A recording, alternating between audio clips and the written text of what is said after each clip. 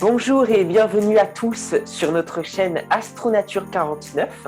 Nous sommes heureux de vous accueillir pour ces nouveaux éphémérides du mois de mars 2022. Et ce mois-ci, en compagnie de Mathieu et Pascal, nos deux astronomes amateurs du 49, nous allons donc vous inviter à diriger vos observations principalement sur la planète Vénus, qui va passer en élongation le 21 mars, et qui sera au centre des observations à effectuer ce mois-ci. Alors ensuite, nous présenterons une photo du Soleil qui résumera l'activité du Soleil du mois dernier, donc du mois de février 2022. Et puis, bien sûr, comme à l'accoutumée, nous vous informerons de la visibilité donc des corps principaux du système solaire. Et enfin, nous terminerons cette émission sur une photo de la planète Vénus. Alors, pour commencer, nous allons vous présenter donc ces événements astronomiques du mois de mars 2022. Et le premier, c'est le 13. Qui cherche Vénus trouvera Mars. Donc, on a un rapprochement entre les deux planètes Vénus et Mars. Alors, si j'ai bien noté, c'est à 4,5 degrés. Voilà, alors il sera effectivement à son maximum le 13, hein, comme tu le dis, mais finalement, en fait, le phénomène sera observable pendant une semaine. Alors effectivement, on va pouvoir observer ce duo Vénus-Mars, donc suffisamment proche. À partir du 6 déjà, dès 6 heures du matin, et en fait jusqu'au lever du soleil, soit à peu près une bonne heure en fait. Mais alors attention parce que ce duo sera visible donc jusqu'au 13 mars comme on l'a dit, mais de moins en moins longtemps, tout simplement bien à cause des premiers rayons du soleil. De plus, Vénus aura une magnitude de moins 4,65, donc elle sera très lumineuse, alors que Mars aura une magnitude de 1,25. Alors donc ça veut dire qu'effectivement, donc Vénus peut peut-être gêner un petit peu, en tout cas dans un premier temps, l'observation de Mars, mais donc c'est quelque chose que quand même tout à fait possible avec un bon ciel, comme d'habitude.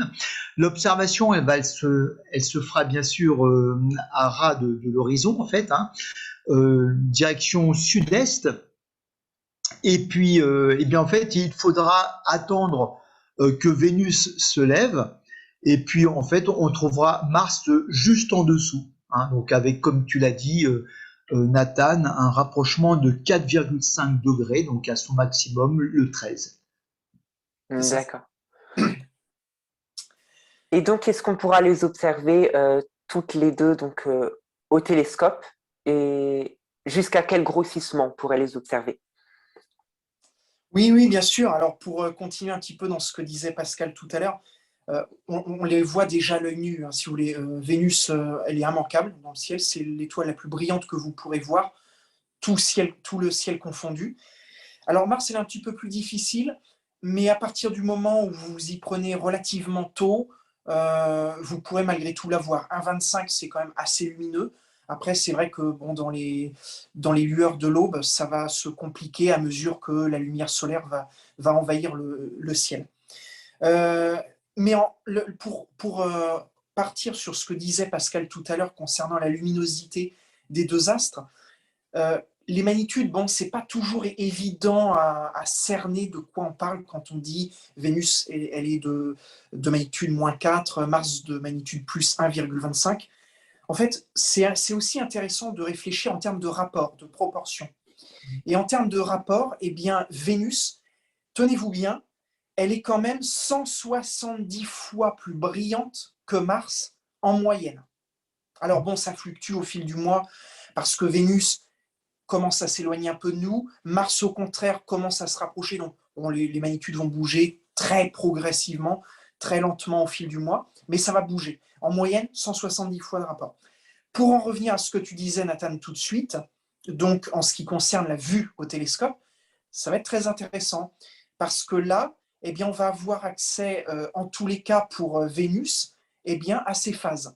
Et alors, donc le 6 mars, on est au début du mois, ce qui va se passer, ce que vous allez voir de Vénus dans un télescope à l'oculaire, eh bien, ça va être, on va dire, quelque chose qui ressemble à un demi-disque, à mi-chemin entre un croissant et un demi-disque, donc un croissant très épais, bien avancé. On n'est pas loin de l'élongation, qui va avoir lieu d'ailleurs le 21, je crois. Donc, on est sur une phase qui est à peu près de 50%. Donc, demi-disque lunaire. Vénusien, pardon. Et donc, en fait, pour ce qui est de Mars, c'est l'inverse. Alors, Mars n'est pas pleine, mais elle est gibbeuse bien avancée également. Je crois qu'au niveau de sa phase, on dépasse 90%. Donc, autant dire que, bon, à l'oculaire, vous verrez Mars comme si elle était pleine, quasiment. La différence avec Vénus, bon, d'une part, la luminosité, d'autre part, le fait qu'il n'y a pas vraiment de phase à observer, du moins à cette période, c'est compliqué. Mais il y a également une différence de taille, c'est la taille. Et toujours en raisonnant en termes de rapport et de proportion, eh bien, en utilisant un même instrument avec le même oculaire, donc un grossissement égal pour les deux planètes, eh bien, vous verrez Mars 6 fois plus petite dans votre oculaire que ne l'est Vénus. Donc, ça veut dire quoi? Eh bien, ça veut dire que même en poussant à fort grossissement et avec de bons instruments, vous ne verrez pas grand-chose à la surface de Mars, tout comme Vénus d'ailleurs, mais pour des raisons différentes. Vénus, elle est entourée d'une atmosphère nuageuse qui est assez homogène et opaque aux rayons visibles. Donc, en fait, vous verrez un disque blanc, c'est tout, de Vénus. Quant à Mars, eh bien, vous ne verrez qu'un disque rouge, assez homogène aussi, uniforme, mais là pour une autre raison, parce que la planète est beaucoup trop éloignée de nous, et donc en fait elle présente un disque qui est beaucoup trop petit. Donc si vous voulez observer la calotte polaire de Mars et des détails de surface comme des terrains sombres, ce qu'on observe le plus souvent à la surface de Mars, mais il va falloir attendre encore quelques temps que la planète se rapproche de nous, à moins que vous ayez de très bonnes conditions atmosphériques et surtout un très gros instrument.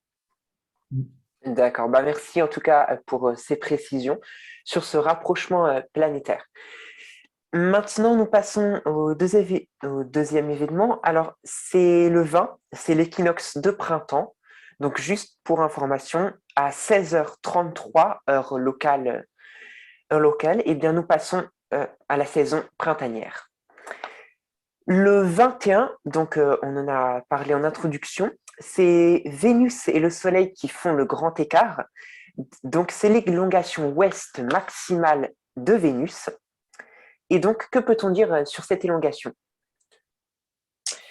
Alors, donc là, en fait, Vénus, donc elle est dans son élongation ouest maximale, comme tu viens de le dire.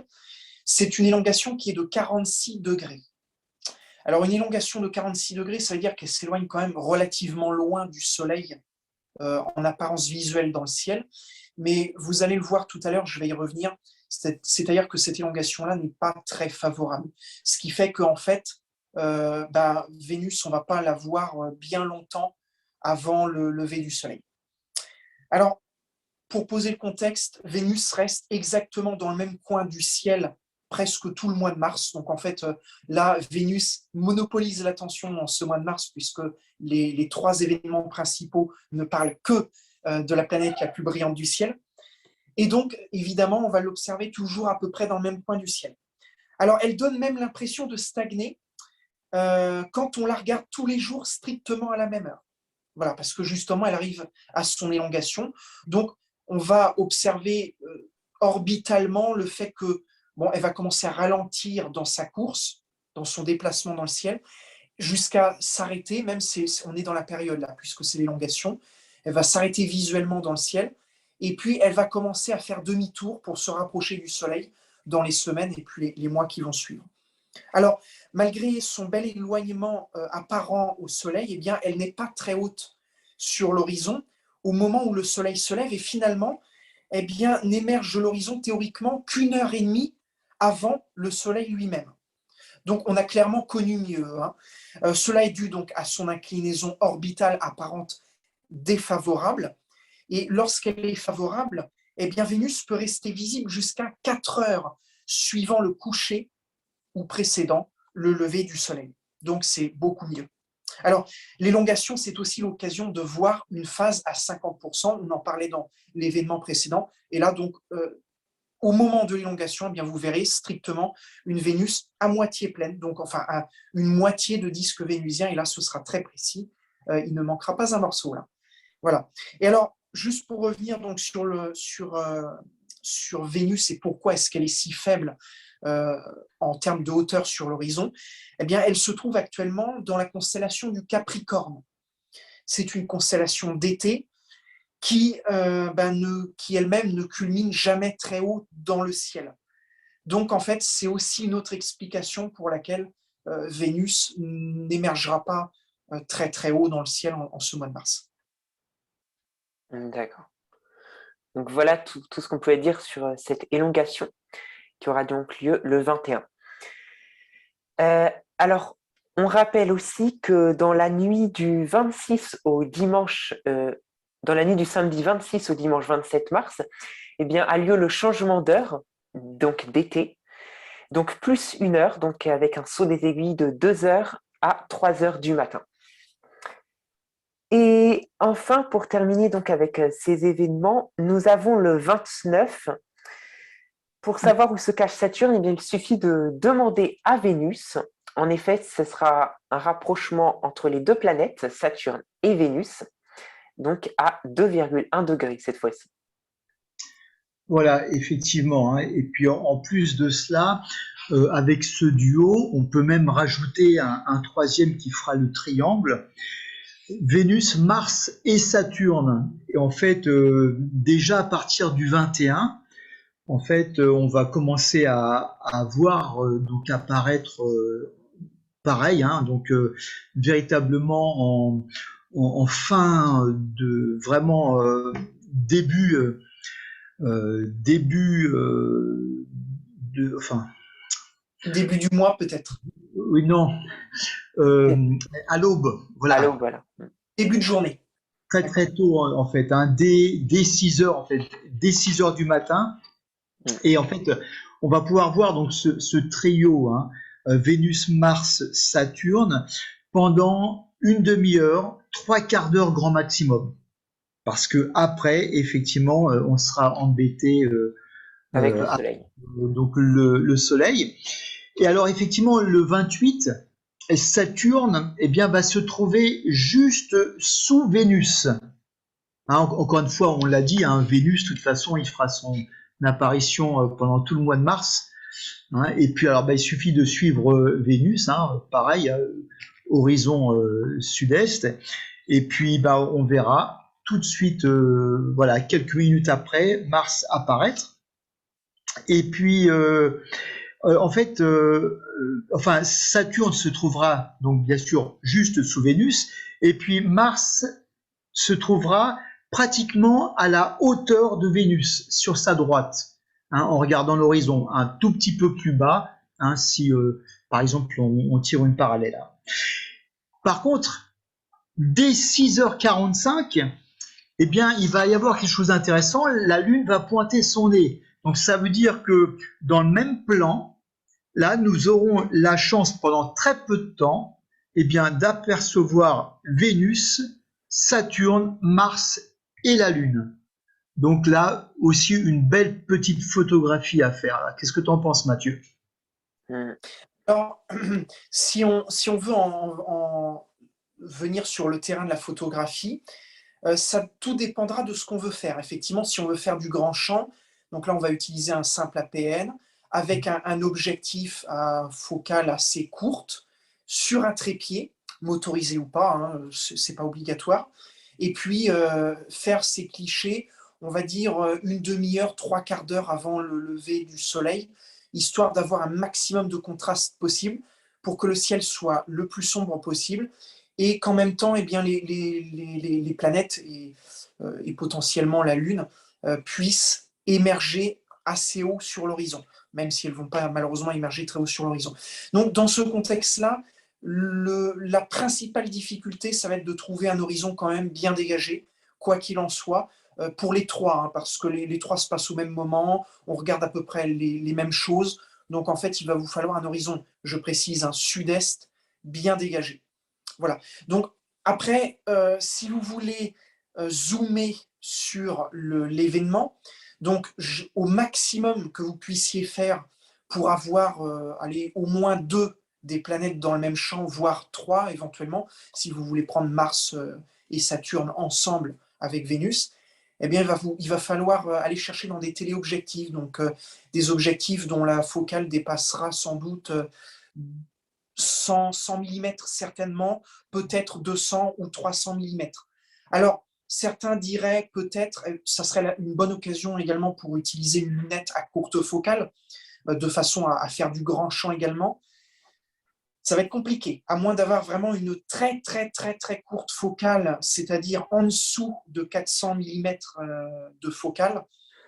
Ça va être très très compliqué d'avoir les 3 astres, ou au moins 2, ne serait-ce que dans le champ de votre objectif. C'est peut-être possible dans certaines circonstances à voir. Bon, il existe une deuxième façon donc, de faire de la photo de cet événement-là. Si l'on n'est pas forcément attiré par le grand champ, eh bien, c'est de prendre chaque planète séparément et de faire un zoom en quelque sorte dessus. Donc là, on va procéder avec une autre méthode. Là, on va évidemment privilégier les instruments optiques, donc les télescopes. Si vous avez des longues focales, ce sera évidemment mieux pour pouvoir photographier les différentes planètes, d'autant plus que la plupart d'entre elles sont quand même relativement peu importantes en termes de taille et de diamètre apparent. Donc là, un Max Suthoff, un Schmidt-Cassegrain peuvent être intéressants. À noter que, évidemment, un instrument ouvert, donc avec un faible rapport FD, peut aussi faire l'affaire, bien évidemment. Maintenant, il faudra rajouter quelques barlots pour pouvoir avoir un zoom maximal. Alors, à noter que là, on n'est plus sur la photo à proprement parler, on est vraiment sur de la vidéo. Donc, on enregistre une séquence vidéo de chacune des planètes qu'on va ensuite traiter dans des logiciels différents, les plus répandus, les plus populaires et surtout les plus simples à utiliser, et aussi ceux qui sont les gratuits et que personnellement moi j'utilise, PIPP, AutoStackert, Registax, voilà. Et puis ensuite, eh bien, en fait, le but c'est de tirer de cette séquence vidéo là une seule image que vous allez pouvoir traiter et avoir un maximum de détails et de contraste.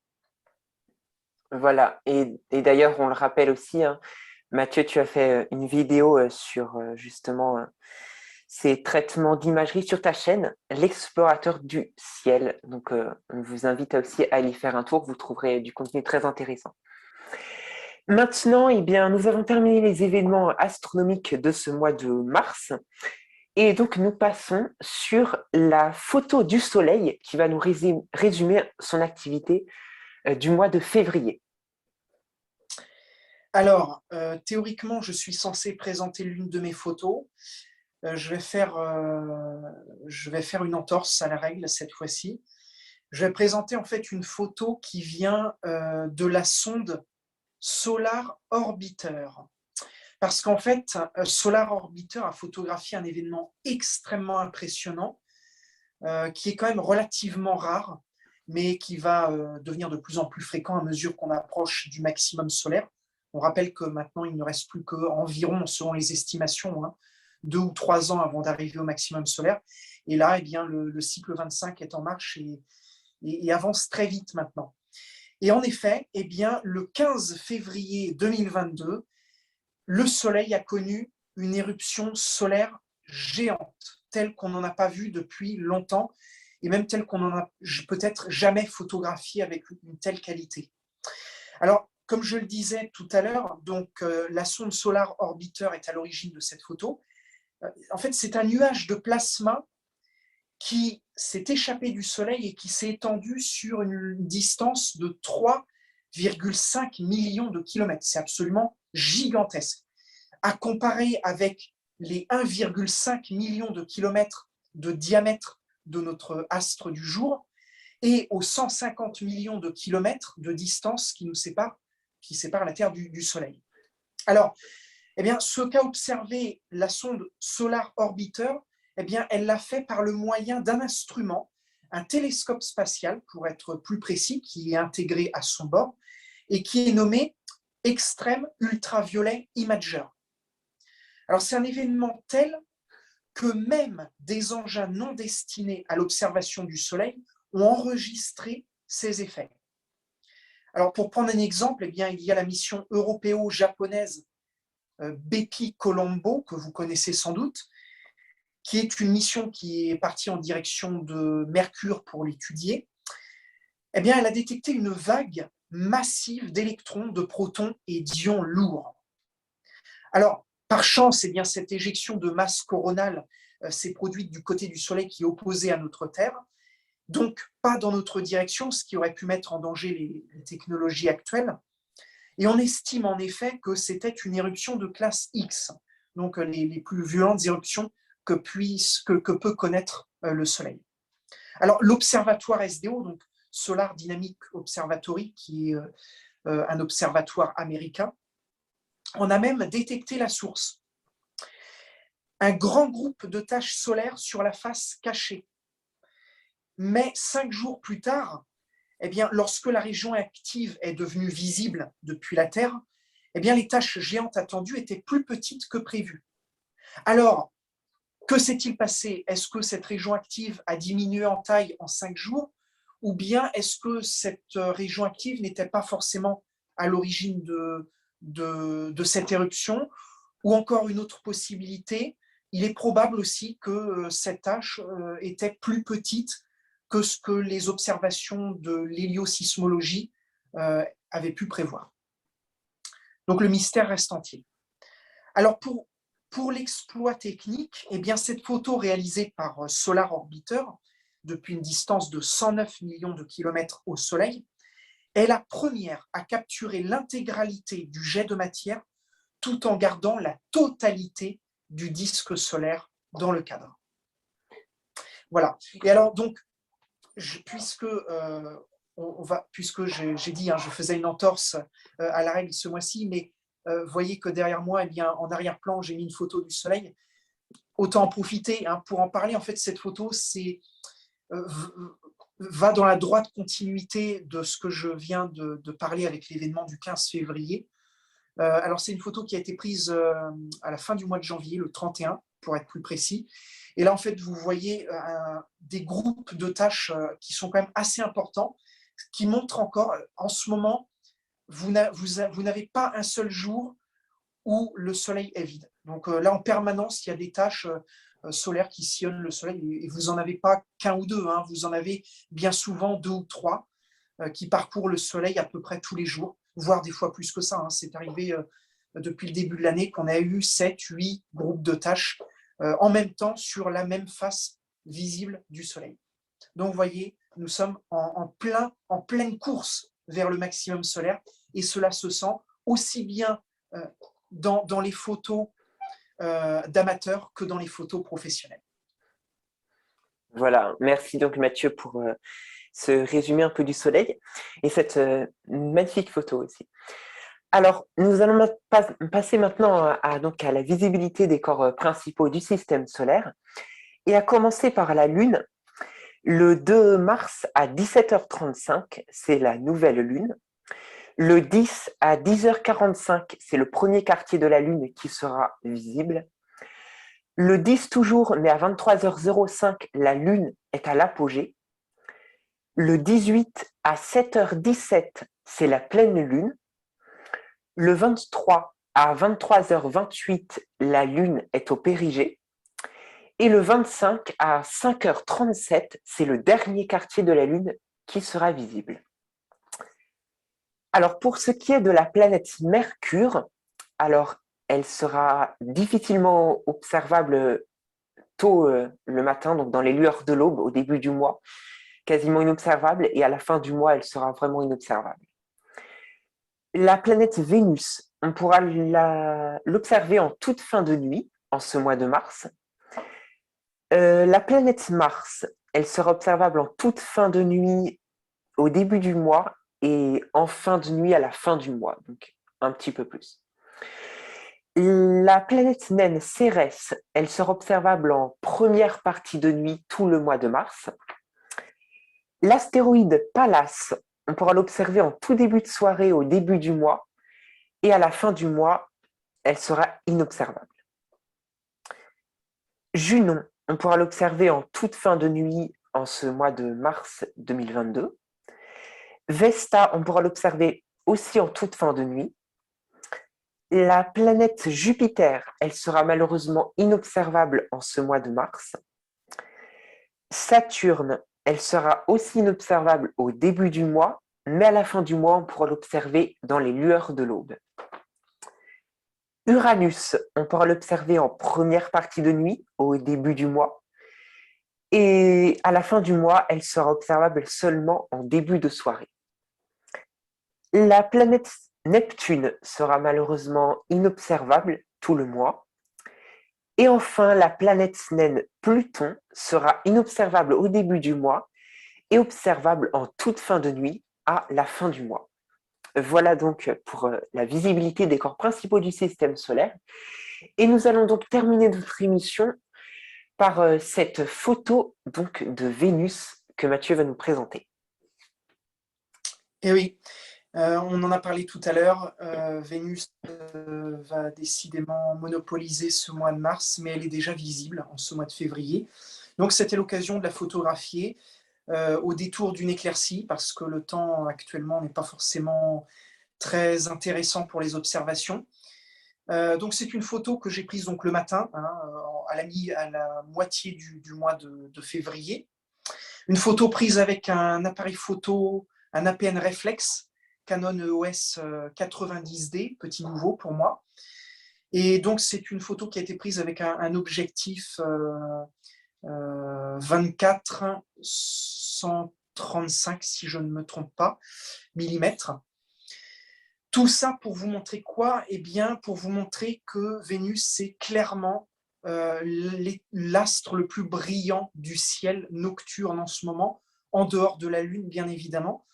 Astre qui est tellement brillant même que certains la confondent avec de potentiels ovnis ou même des satellites, ça peut arriver. Alors, soit dit en passant, la confondre avec un satellite, bon, c'est un petit peu plus crédible.